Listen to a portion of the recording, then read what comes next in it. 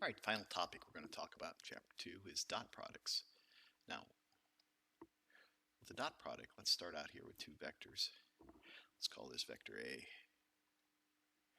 and then we'll have a vector B.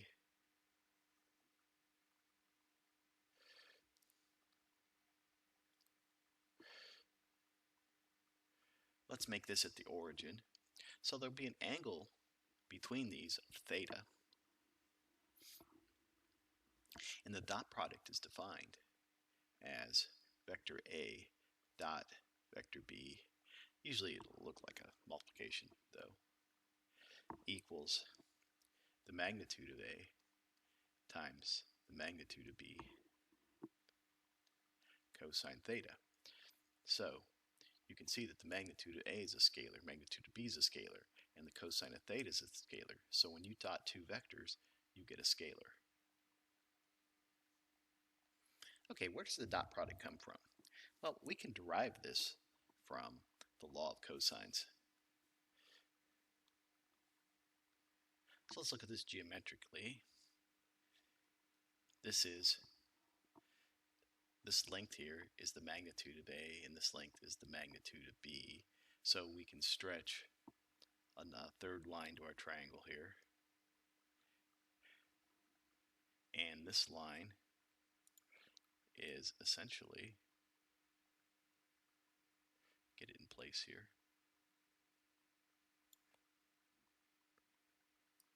There, I just drew some blobs to cover up where they don't come together exactly. But we can create a triangle here that is vector B minus vector A. This line is vector B minus vector A.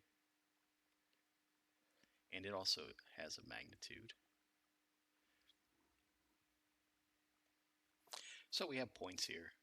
Let's call this x, x2, y2. This is our origin, 0, 0. We wanted to start this at our origin. And then this is x1, y1. Those are the values of the points on a grid.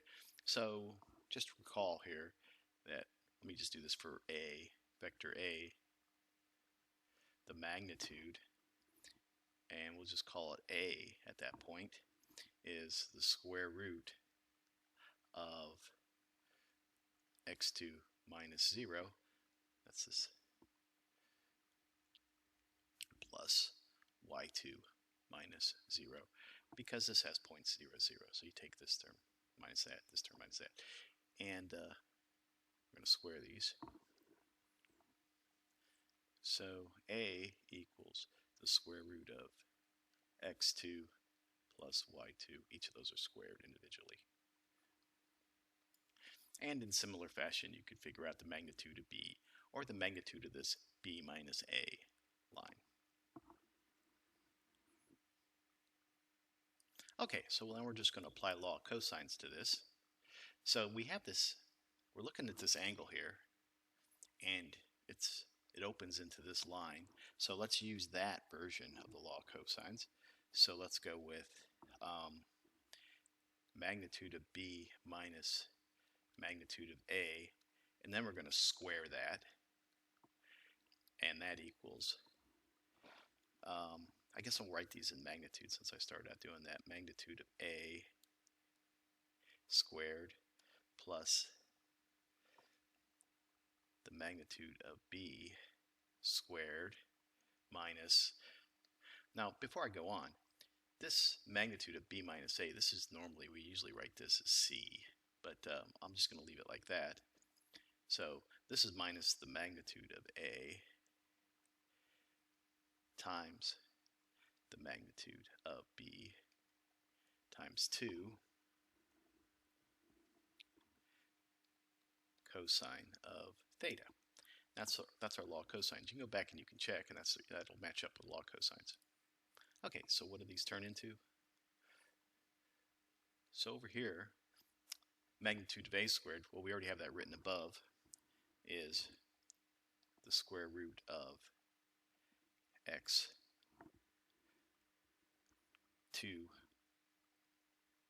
squared minus oops, square root of x2 squared plus y2 squared, and then b is square root of, so it's going to be x1 squared plus y1 squared here, and then we subtract off. I'm just going to use a times b cosine theta because that's how we represent it in the rule. And then over here, this is this distance, so the distance here is y2 minus y1, x2 minus x1, it's magnitude, but if we're going to square that, you're going to end up with this. So the last thing is this is the magnitude of A, but we need to square this, and we need to square this, and we need to square this. But of course, squaring the square roots is just going to leave us with x2 squared plus y2 squared here plus x1 squared plus y1 squared here, and then of course this doesn't change, a b cosine theta, and then over here we'll end up with y1 minus y2 quantity squared plus x1 minus x2 quantity squared. Okay, squaring this first one, we end up with y1 squared plus y2 squared minus 2y1 y2. Squaring this one, we get x1 squared plus x2 squared minus 2x1 x2. And this equals x2 squared plus y2 squared plus x1 squared plus y1 squared minus 2ab cosine theta. See if I made any mistakes. Okay, now the fun part, cancel a lot of stuff.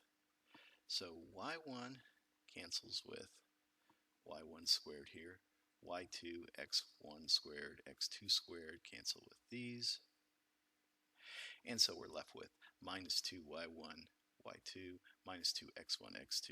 Well, we got a minus 2 over here, and when we divide that out, we're going to end up losing that, and what we'll be left with is our rule of dot products, essentially, of y1. Well, let's do x first. Just seems more common. x1, x2 plus y1, y2 equals 2ab cosine theta. So in reality, this is the x component of A times the x component of B plus the y component of A times the y component of B equals, this 2 is not there, equals a b cosine theta, because we divided the 2 out, remember. And this is our dot product definition.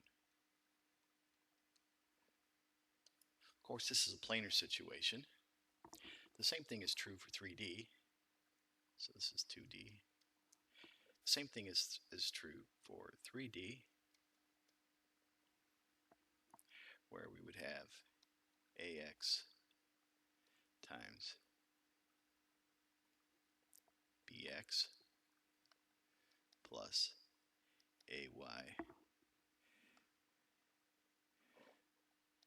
BY, but then we'll have a third term, AZ times BZ, and this will equal the magnitude of A times the magnitude of B cosine of theta.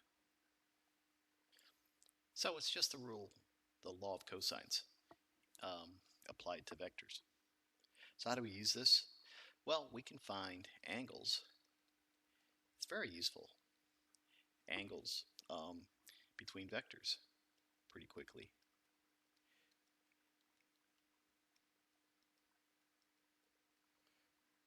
So suppose we have two vectors with an angle.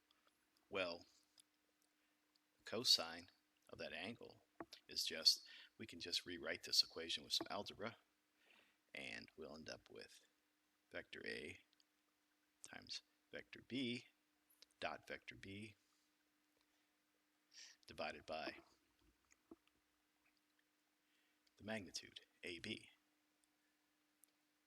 So if your vectors are written in Cartesian, with Cartesian components, for example, this will be very easy to calculate A dot B. It's just taking the components, multiplying them together, and then adding those individual products, and then dividing it by the magnitude. And that's usually listed like, say, a 500 Newton force and a 200 Newton force in this direction. If not, you can, from the Cartesian vectors, you can calculate the magnitudes very quickly. Okay, another use for this is you can find components of vectors along line of action. And let's see, let me set that up. So say you have some vector, and you know this angle is between it and some line of action. You can find the component on that line of action. And the way you do that is you create a unit vector along that line of action.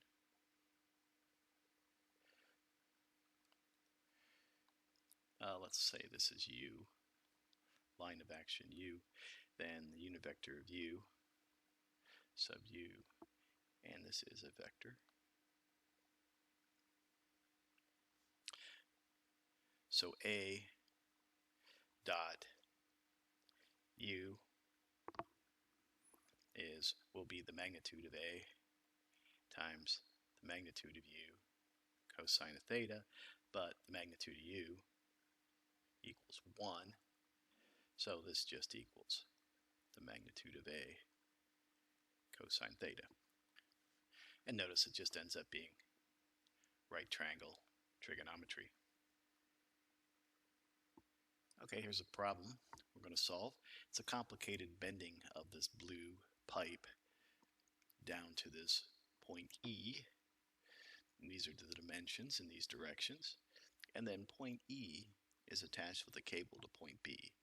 And there's 600 newtons of tension in that cable. So I want to find the magnitude of the components of F in the direction of DE.